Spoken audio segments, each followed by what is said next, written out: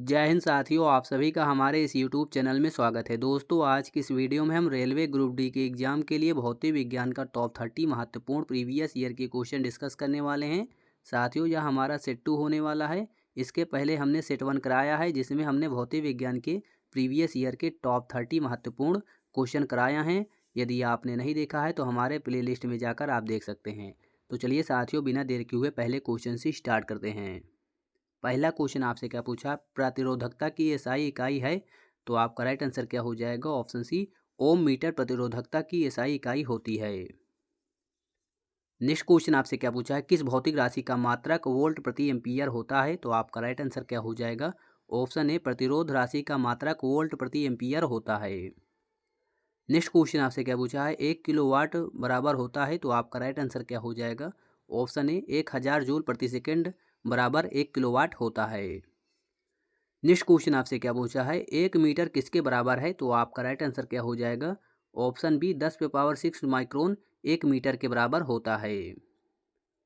Next question आपसे क्या पूछा है, परमाणु त्रिज्या डैश में मापी जाती है। तो आपका राइट आंसर क्या हो जाएगा, ऑप्शन डी, नैनोमीटर में परमाणु त्रिज्या मापी जाती है।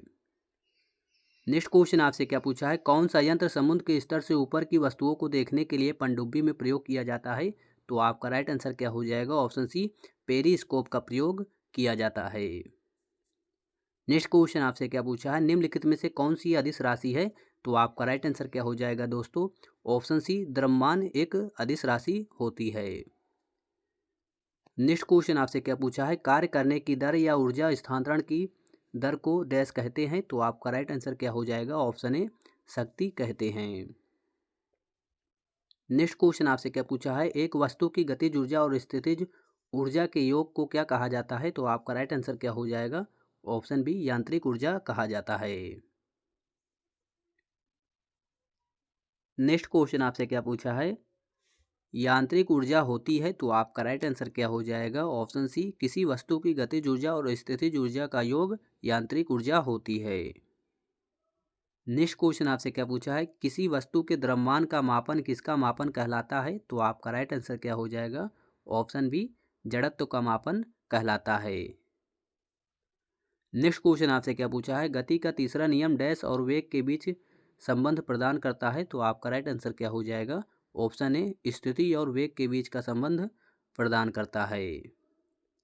नेक्स्ट क्वेश्चन आपसे क्या पूछा है, जब किसी प्रतिरक्षा बल एफ को विपरीत दिशा में लगाया जाता है तो दो दिशाओं के बीच कोण होगा। तो आपका राइट आंसर क्या हो जाएगा, ऑप्शन सी, 180 डिग्री होता है।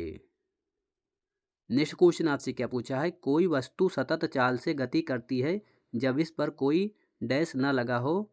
तो आपका राइट आंसर क्या हो जाएगा, ऑप्शन सी, बल न लग रहा हो तब वस्तु सतत चाल से गति करती है।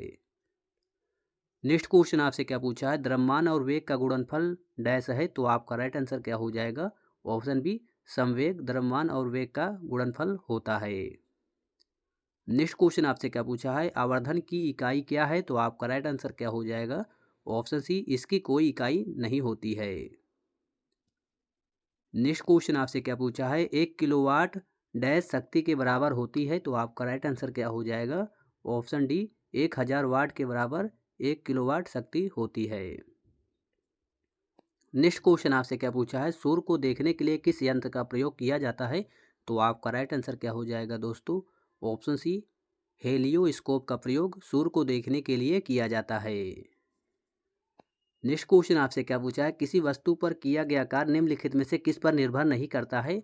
तो आपका राइट आंसर क्या हो जाएगा, ऑप्शन बी, वस्तु के द्रव्यमान पर निर्भर नहीं करता है।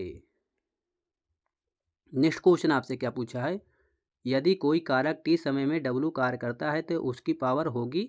तो आपका राइट आंसर क्या हो जाएगा दोस्तों, ऑप्शन सी, कार्य बटे समय आपका राइट आंसर हो जाएगा।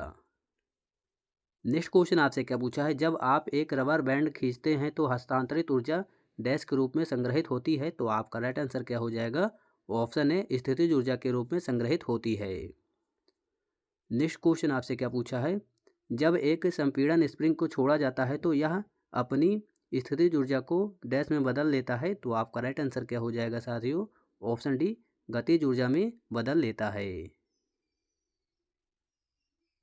नेक्स्ट क्वेश्चन आपसे क्या पूछा है, द्रव्यमान बटा आयतन बराबर होता है, तो आपका राइट आंसर क्या हो जाएगा, ऑप्शन ए घनत्व के बराबर होता है द्रव्यमान बटे आयतन।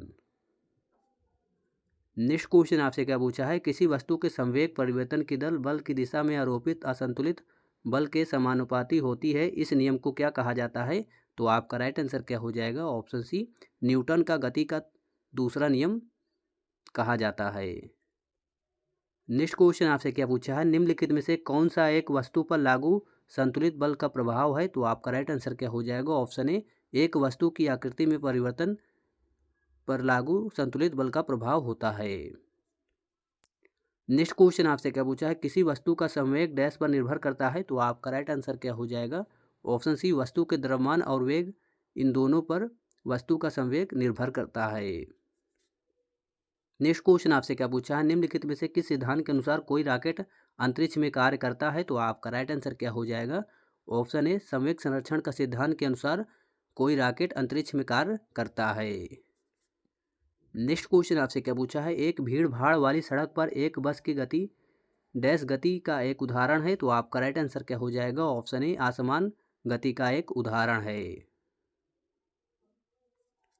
नेक्स्ट क्वेश्चन आपसे क्या पूछा है, निम्नलिखित में से कौन सा समीकरण वेग समय संबंध को दर्शाता है, तो आपका राइट आंसर क्या हो जाएगा, ऑप्शन सी v बराबर u प्लस ए टी वेग समय के संबंध को दर्शाता है। नेक्स्ट क्वेश्चन आपसे क्या पूछा है, घर्षण द्वारा किया गया कार्य डैश में होता है, तो आपका राइट आंसर क्या हो जाएगा, ऑप्शन सी ऋणात्मक होता है घर्षण द्वारा किया गया कार्य। दोस्तों वीडियो पसंद आया तो हमारे चैनल को लाइक एंड सब्सक्राइब करें। हम ऐसे ही आरआरबी ग्रुप डी के लिए मोस्ट इंपॉर्टेंट प्रीवियस ईयर के क्वेश्चन लाते रहते हैं, जो आपके आरआरबी ग्रुप डी के एग्जाम के लिए बहुत ही महत्वपूर्ण होने वाला है। Thank you for watching this video.